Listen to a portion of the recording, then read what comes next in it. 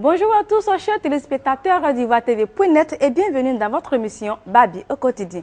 Votre émission qui traite des réalités de vie quotidienne des Ivoiriens. Alors pour ce numéro, le sujet que nous allons aborder a trait au COJES. Quelle est leur importance dans une école publique? Nous le saurons tout à l'heure avec notre invité du jour. Mais avant, je vous propose d'écouter l'avis de certains parents d'élèves sur le COJES dans ce reportage.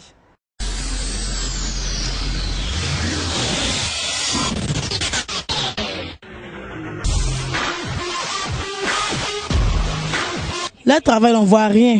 Donc, moi, je me dis, il pas si découragé pour payer. Même. Franchement, vous dites, je ne vois rien dans leur travail.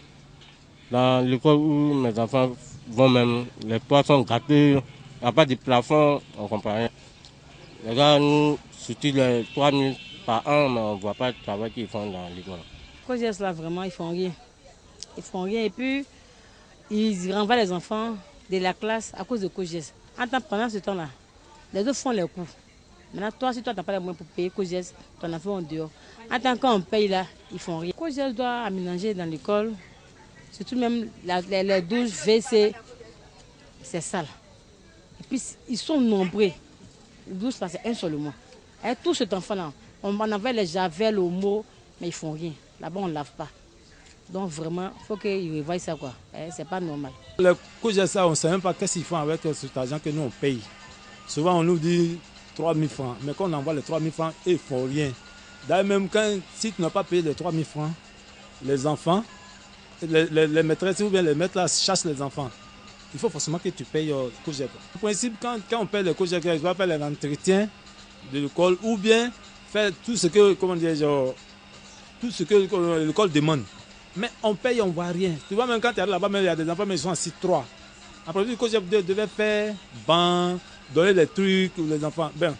Bon, supposons, eux, ils demandent un javel, omo, balai, seau, tout ça là. Alors que quand on paye, il faut voir nous donner une classe, il fait au moins 60 à 55 comme ça, élèves. Mais ils font rien, on ne voit pas ce que... Même actuellement, même, ils se disent, on va payer au moins pot de javel, tout ça là. Ça sert à quoi? Avec, comment dire, les papiers hygiéniques, tout ça là. Mais on ne voit pas quelle importance qu'ils prennent pour faire. Ils disent que Kadia Kamara va donner des trucs, on ne voit rien. À savoir si, comment dire, le gouvernement donne et puis eux-mêmes ils mettent ça derrière eux, ils prennent ça par là à la maison, on ne sait pas. Tu voyez. COJES là, en tout cas quand les gens nous demandent de payer les COJES, on paye normalement, mais on ne comprend pas. La dernière fois, il y avait une réunion là-bas, on nous a dit que les parents n'ont qu'à envoyer les tôles avec les seaux de peinture, tout ça là, les parents n'ont qu'à envoyer pour aider. Parce que les gens de mairie disent qu'ils ne peuvent rien faire pour eux. Donc les parents n'ont qu'à envoyer. Donc nous, on a posé les questions. On dit, mais l'argent de COJES là, ça va où au juste? Parce que COJES là, on paye, puis on ne comprend pas. On dit, on n'a qu'à envoyer les tôles, avec les peintures. Nous, on ne comprend pas. Nous avons suivi l'avis de certains parents d'élèves dans ce reportage. Les parents se plaignent sur le travail des agents du COJES, arguant qu'ils ne font pas véritablement le travail qui leur a été confié. Qu'à chaque rentrée scolaire, les enseignants leur demandent d'acheter du matériel qui, normalement, doit être fourni par le COJES. Ils aimeraient savoir à quoi servent les cotisations du COJES. Et bien évidemment, vous le saurez tout à l'heure avec notre invité du jour. Il se nomme M. Niamien, directeur à l'école EPP Sipores 8, école A, située dans la commune de Yopougon. M. Niamien était lui-même auparavant le vice-président de l'AG, Assemblée Générale. Je tiens à informer nos internautes qui nous suivent présentement que le vice-président de l'AG, rien ne se décide sans qu'il ne soit au courant. Et lui, à son tour, fait un compte rendu auprès du maire de sa commune. En un mot, le vice-président de l'AG joue un rôle très important dans le bureau du COJES. Bonjour M. Niamien et merci à vous d'avoir accepté notre invitation. Oui, bonjour. Pour commencer, dites-nous c'est quoi un COJES? Le COJES, il s'agit de la gestion scolaire par nos parents d'élèves. À la rentrée, on se réunit et on trouve, les parents se réunissent et choisissent quelques-uns qui gèrent les écoles. Voilà, donc C'est le COGES, la gestion scolaire, la gestion des établissements scolaires. Les parents qui se retrouvent choisissent leurs représentants au niveau des établissements scolaires et à chaque rentrée, les enseignants et le personnel administratif, c'est-à-dire les directeurs d'école, expriment leurs besoins. Et en fonction des besoins, les parents se réunissent en assemblée générale et acceptent de lever des cotisations. Et c'est à partir de ces cotisations-là que nous faisons des réparations de tables-bancs, nous faisons la propreté, nous nous occupons de l'environnement de l'école, les toilettes, en tout cas tout ce qui va dans le cadre de la gestion scolaire. Mais nous ne nous occupons pas, les parents ne s'occupent pas des bâtiments, de la construction d'une école ou de la réhabilitation d'une école. Ça dépasse un peu la possibilité des parents parce qu'ils ne peuvent pas avoir assez de moyens pour le faire. Ça, c'est l'État qui joue ce rôle-là.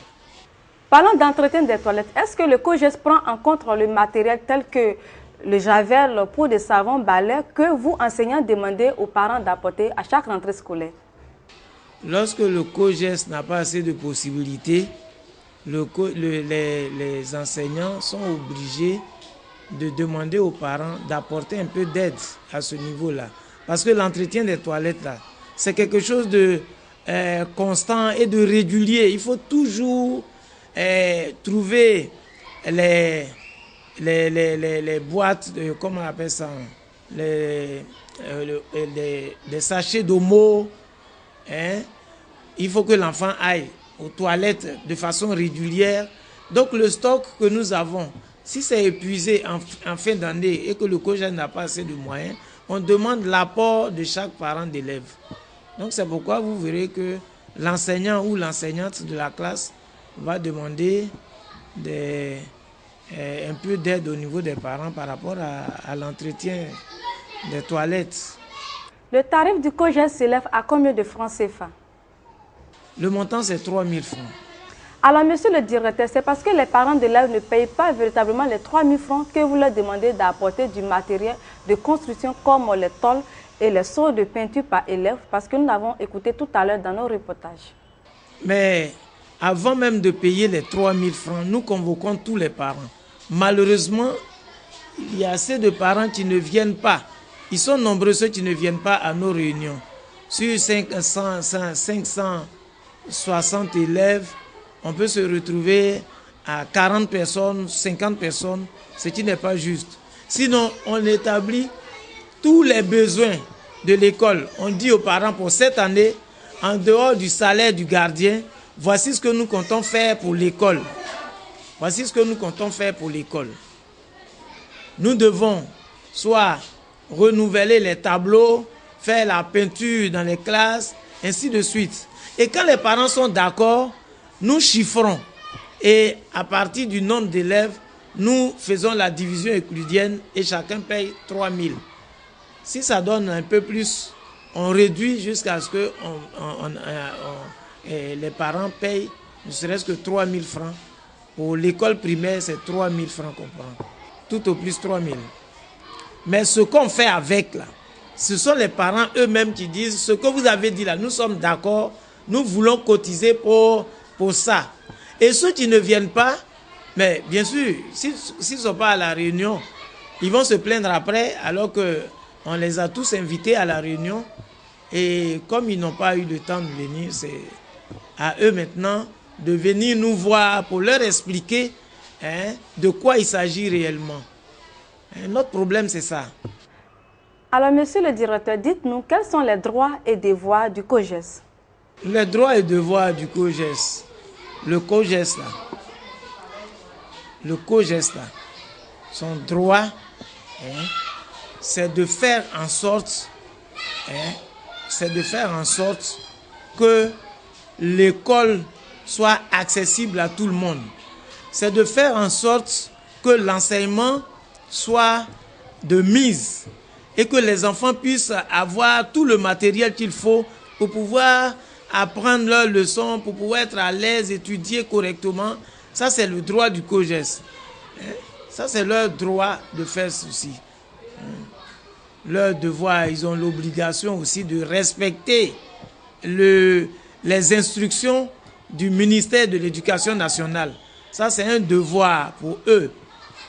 Il n'est pas question d'aller hors de nos instructions, des consignes qu'on reçoit. Par exemple, à la rentrée, tant que le COJES n'a pas eu l'accord de notre hiérarchie, il est hors de question qu'on fasse des cotisations.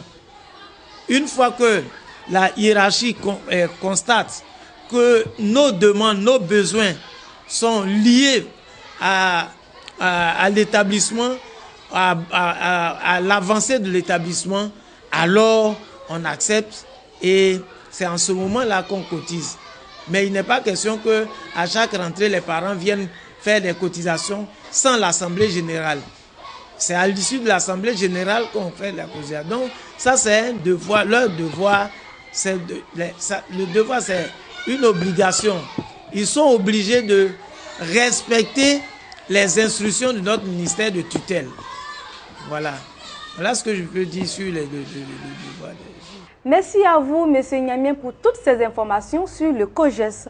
Et aussi à vous, parents d'élèves. J'espère que cette interview avec notre invité du jour, M. Niamien, vous a permis de connaître les droits et devoirs du COJES et aussi le travail qu'ils font véritablement dans une école publique. Je vous dis aussi merci, mais faites toute la publication qu'il faut pour que les parents sachent qu'il faut être présent à nos réunions, au lieu d'éviter de se mettre dans des commentaires qui ne sont pas corrects.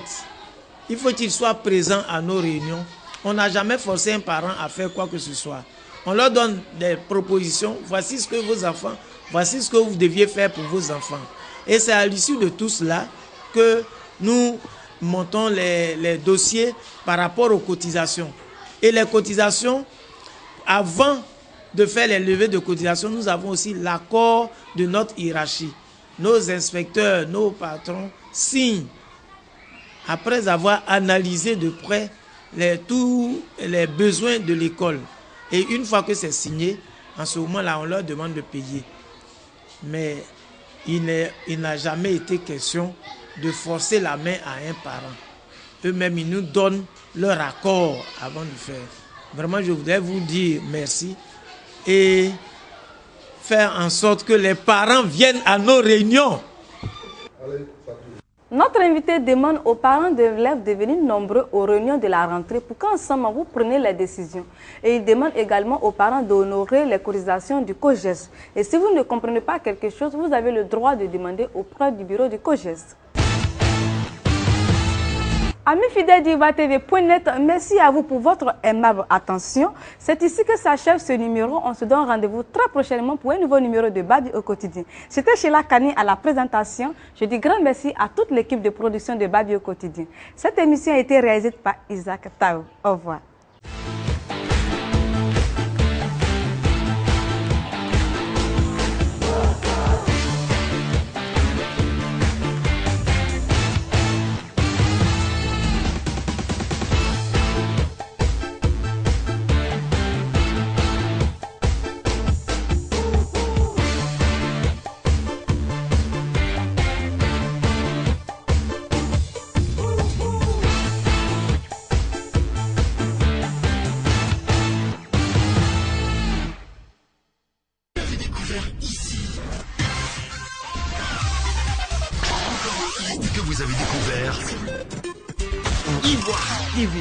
Ivoire TV.